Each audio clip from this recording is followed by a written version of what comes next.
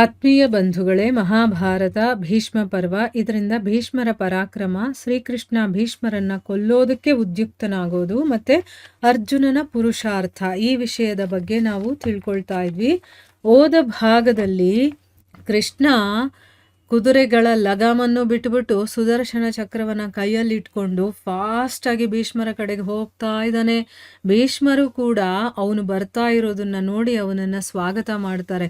ಅಂದರೆ ಅವರು ಹೆದರ್ಕೊಳ್ಳೋದಿಲ್ಲ. ಎರಡೂ ಕೈಗಳಿಂದ ತಮ್ಮ ಧನಸ್ಸನ್ನು ಠಂಕರಿಸ್ತಾ ಭಗವಂತನಿಗೆ ಅವರು ಹೇಳ್ತಾರೆ, ಭಗವಂತ ಬಾ, ನೀನು ಜಗದಾಧಾರ, ನೀನು ಬಾ, ನಾನು ನಿನಗೆ ನಮಸ್ಕಾರ ಮಾಡ್ತೀನಿ. ಮತ್ತು ಚಕ್ರಧಾರಿಯಾದಂತಹ ಮಾಧವ, ಈ ದಿನ ನೀನು ನನ್ನನ್ನು ಬಲವಂತವಾಗಿ ಈ ರಥದಿಂದ ಬೀಳಿಸಿ ನನ್ನನ್ನು ಕೊಲ್ಲು. ಸಂಪೂರ್ಣ ಜಗತ್ತಿನ ಸ್ವಾಮಿ ನೀನು, ಎಲ್ಲರಿಗೂ ಕೂಡ ಶರಣಾಗತಿಯನ್ನು ಕೊಡುವಂಥವನು. ನಿನ್ನ ಕೈಯಿಂದ ಈ ದಿನ ನಾನೇನಾದರೂ ಸತ್ರೆ ಇಹಲೋಕ ಮತ್ತು ಪರಲೋಕದಲ್ಲೂ ಕೂಡ ನನಗೆ ಕಲ್ಯಾಣವಾಗುತ್ತೆ. ಭಗವಂತ ಸ್ವತಃ ನೀನು ನನ್ನನ್ನು ಕೊಲ್ಲೋಕೆ ಬಂದು 3 ಲೋಕದಲ್ಲೂ ಕೂಡ ನನ್ನ ಗೌರವವನ್ನು ನೀನು ಹೆಚ್ಚು ಮಾಡಿದೀಯಾ ಅಂತೆಲ್ಲ ಅವರು ಭಗವಂತನಿಗೆ ಹೇಳ್ತಾರೆ. ಈ ರೀತಿ ಭಗವಂತ ಮುಂದೆ ಹೋಗ್ತಾ ಇರೋದನ್ನ ನೋಡಿ ಅರ್ಜುನ ಕೂಡ ರಥದಿಂದ ಕೆಳಗಡೆ ಇಳಿದು ಬಂದು ಅವನ ಹಿಂದೆನೇ ಓಡ್ತಾನೆ. ಇಲ್ಲಿ ಭಗವಂತ ತಾನೇ ಈಗ ಯುದ್ಧ ಮಾಡ್ತೀನಿ ಅಂತ ಹೊರಡ್ತಾ ಇದ್ದಾನಲ್ಲ, ಅದನ್ನು ನೋಡಿ ಅವನ ಹಿಂದೆ ಹೋಗ್ತಾ ಇದ್ದಾನೆ. ಮತ್ತು ಹತ್ರ ಹೋಗಿ ಅವನ ಭುಜಗಳನ್ನು ಹಿಡ್ಕೊಳ್ತಾನೆ, ಅವನ ಕೈಯನ್ನು ಹಿಡ್ಕೊಳ್ತಾನೆ. ಆಯಿತಾ, ನಿಂತ್ಕೋ ಅಂತ ಅಂದ್ಬಿಟ್ಟು. ಆದರೆ ಭಗವಂತ ತುಂಬ ರೋಷದಿಂದ ತುಂಬಿದ್ದ. ಅವನಿಗೆ ರೋಷ ಇರೋದ್ರಿಂದ ಅರ್ಜುನ ಹಿಡ್ಕೊಂಡ್ರೂ ಕೂಡ ಅವನು ನಿಲ್ಲಿಲ್ಲ. ಹೇಗೆ ಬಿರುಗಾಳಿ ಒಂದು ವೃಕ್ಷವನ್ನು ಎಳೆದುಕೊಂಡು ಹೋಗುತ್ತೋ, ಈಗ ಬಿರುಗಾಳಿ ಜೋರಾಗಿ ಬಂದಾಗ ನೋಡಿ, ಆ ಬುಡ ಸಮೇತನೇ ಒಂದು ದೊಡ್ಡ ವೃಕ್ಷವನ್ನೇ ಅದು ಎಳ್ಕೊಂಡು ಹೋಗ್ಬಿಡುತ್ತಲ್ಲ, ಅದೇ ರೀತಿ ಅವನು ಅರ್ಜುನನನ್ನೂ ಕೂಡ ಎಳ್ಕೊಂಡು ಮುಂದೆ ಹೋಗ್ತಾ ಇದ್ದಾನೆ. ಆಗ ಅರ್ಜುನ ಏನು ಮಾಡ್ದ, ಕೈ ಹಿಡ್ಕೊಂಡ್ರೆ ಆಗೋದಿಲ್ಲ ಈಗ ಅಂತಂದ್ಬಿಟ್ಟು ಕೈಗಳನ್ನು ಬಿಟ್ಬಿಟ್ಟ, ಕಾಲಿಗೆ ಬೀಳ್ತಾನೆ. ಇವಾಗ ಅವನು ತುಂಬ ಶಕ್ತಿಯನ್ನು ಬಿಟ್ಟು ಅವನ ಚರಣಗಳನ್ನು ಹಿಡ್ಕೊಳ್ತಾನೆ. ಈಗ ಅವನು ಎಷ್ಟು ಫಾಸ್ಟಾಗಿ ಹೋಗ್ತಾ ಇದ್ದಾನೆ ಅನ್ನೋದು ಗೊತ್ತಲ್ವಾ. ಅವನನ್ನು ಎಳ್ಕೊಂಡು ಹೋಗ್ತಾ ಇದ್ದಾನೆ ಅಂತಂದರೆ ಅವನು ಎಷ್ಟು ರಭಸವಾಗಿ ಹೋಗ್ತಾ ಇದ್ದಾನೆ ಅಂತ ನಾವು ಊಹೆ ಮಾಡ್ಕೊಳ್ಬೋದು. ಅದಕ್ಕೋಸ್ಕರ ಈಗ ತನ್ನ ಶಕ್ತಿ ಏನಿದೆಯೋ ಎಲ್ಲವನ್ನು ಬಿಟ್ಟು ಭಗವಂತನ ಚರಣಗಳನ್ನು ಹಿಡ್ಕೊಳ್ತಾನೆ. ಮತ್ತು 10 ಹೆಜ್ಜೆ ನಡೀತಿದ್ದ ಹಾಗೇನೆ ಹೇಗೋ ಮಾಡಿ ಅವನನ್ನು ತಡಿತಾನೆ. ಅಂದರೆ ಕಾಲು ಹಿಡ್ಕೊಂಡ್ರು ಭಗವಂತ ನಡೀತಾನೆ ಇದ್ದಾನೆ.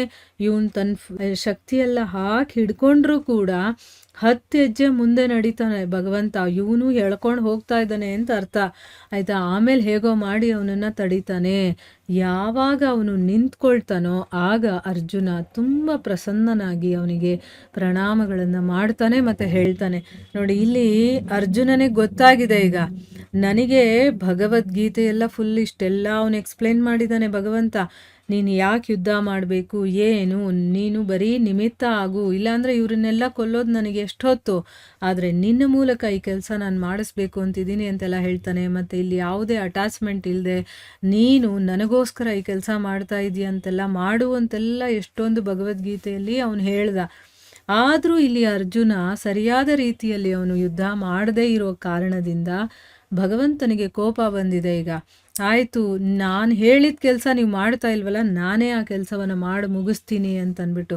ಅಂದರೆ ಇಲ್ಲಿ ಭಗವಂತನಿಗೆ ಯಾವ ಕೆಲಸನೂ ಮಾಡೋಕ್ಕಾಗಲ್ಲ ಅಂತಲ್ಲ, ಅವನು ಎಲ್ಲವನ್ನು ಒಂದು ಕ್ಷಣಾರ್ಧದಲ್ಲಿ ಮಾಡಬಲ್ಲ.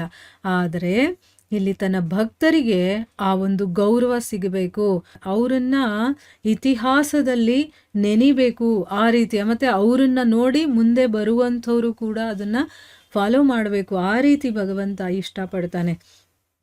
ಸೊ ಈಗ ಅರ್ಜುನ ಏನು ಮಾಡ್ದ, ಹೇಗೋ ಮಾಡಿ ನಿಲ್ಲಿಸಿ ಈಗ ಅವನು ಭಗವಂತನಿಗೆ ಹೇಳ್ತಾ ಇದ್ದಾನೆ, ಕೇಶವನೇ ನಿನ್ನ ಕೋಪವನ್ನು ಶಾಂತ ಮಾಡ್ಕೋ, ನೀನೇ ಪಾಂಡವರಿಗೆ ಆಧಾರ.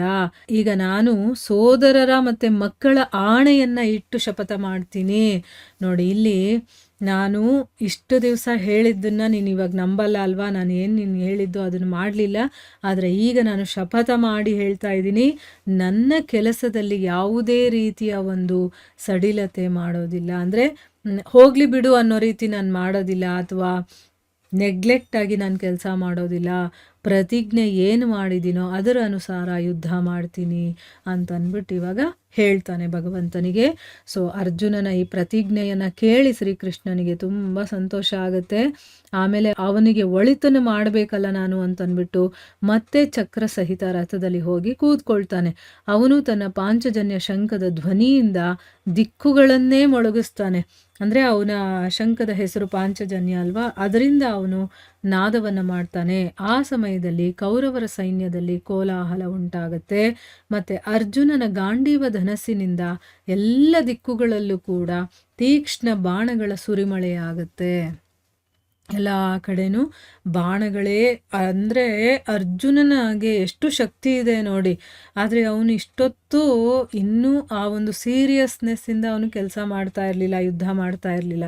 ಸೊ ಯಾವಾಗ ಭಗವಂತ ಕೋಪ ಮಾಡಿಕೊಂಡೋ, ಅವನೇ ಯುದ್ಧ ಮಾಡ್ತೀನಿ ಅಂತ ಹೊರಟನೋ, ಆಗ ಅವನಿಗೆ ಸೀರಿಯಸ್ನೆಸ್ ಬರುತ್ತೆ.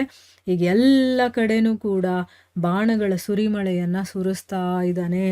ಮುಂದೇನಾಗುತ್ತೆ ಅಂತ ನಾವು ಮುಂದಿನ ಭಾಗದಲ್ಲಿ ತಿಳ್ಕೊಳ್ಳೋಣ. ಹರೇ ಕೃಷ್ಣ.